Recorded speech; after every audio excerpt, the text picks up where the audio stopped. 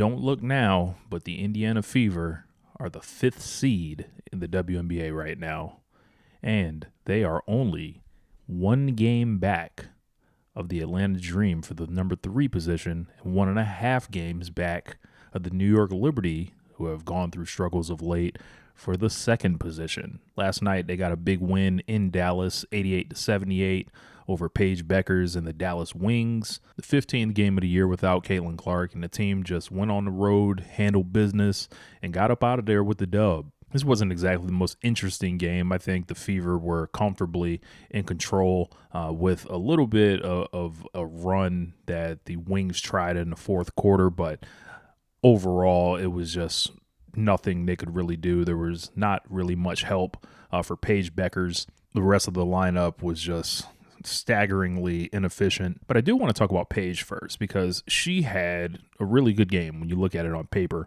I believe she had 22 points, if I'm not mistaken. Yep, 22 points, 4 assists, and she shot 50% from the field. The way that I look at it, and maybe this is just a flaw at how I assess basketball, is I think if she's by herself, she needs to be completely emptying the gun. And I don't feel like Paige does that. I didn't feel like she did it last night. And she took 1 3-pointer for the game, 0 for 1. She has to shoot more 3-pointers, flat out. I don't know if she's concerned about her percentages, but everything just can't be safe and comfortable and efficient, for lack thereof a better word. Enrique was no help to her at all, and I feel like Paige needs to assert herself as a threat from more levels than just mid-range. It's like, what if Paul Pierce was afraid of the 3-point line? That's what it feels like. And if Enrique is not helping you out, who are you going to look to? Dejanay Carrington? Dejanay Carrington probably single-handedly lost the Wings this game at the end of the 3rd quarter with just this horrific sequence that resulted in this insane 360 layup that she shot. A lot of jawing with the referees, offensive foul where she hit Lexi Holt in the face. She just looked like she is trying to get herself traded out of Dallas. I don't believe she will be a winning player until she gets into, a good team. If she's on a bad team, she's going to drag them to hell. There was also this really interesting piece of analysis from the Dallas broadcast team, which has confused me, confused a lot of other people as well when we're talking about the playmaking and the assists. And they were comparing Caitlin Clark's rookie year to Paige Bueckers' rookie year. And despite every statistic pretty much going in Caitlin's favor, including the assists by a healthy over 3 a game, like they continue to try to position Paige as a superior playmaker, to Caitlin. And that flies in the face of everything that happened in college when Caitlin had all those assists and Paige would average like 4 assists and get I don't know what it is. It feels like a psyop. I don't understand the way this keeps getting positioned. At this point, like they're flat lying. So I'm going to pull that video up if you guys didn't see it. I got the Ion broadcast with the Dallas announcers, so I don't know if this was, a hometown thing, but I don't think the Indiana announcers would call it like this. Like, I seriously don't understand what they're talking about when they say things like this. Compare the rookie of the year last year to the potential rookie of the year this year. You can see their numbers are pretty much point by point. It is hard, but you can tell they are 2 different styles of players. Paige is getting people more involved. Caitlin's more looking for her shot. Paige is getting more people involved with 3 less assists a game. What are they saying? These people have jobs doing this? Listen again. And she stutters too. Paige is getting people more involved. Caitlin's more looking for her shot. But these 2 rookie comparisons, they are at the ultimate players, and they are. Yeah, for me, that is just. It's a bad narrative. It's a bad agenda.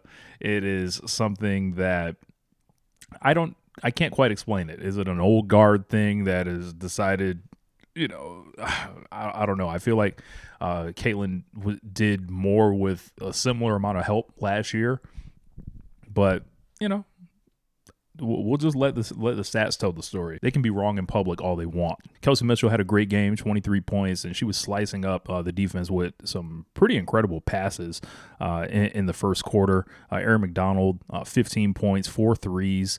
Really can't ask for someone to come in and play better in relief than she has of late. Natasha Howard had a monster game in her return to Dallas, 16 boards, which was a career high, 11 points. Aliyah Boston, 12 and 11 and 5, continuing to really show, her playmaking ability from the post.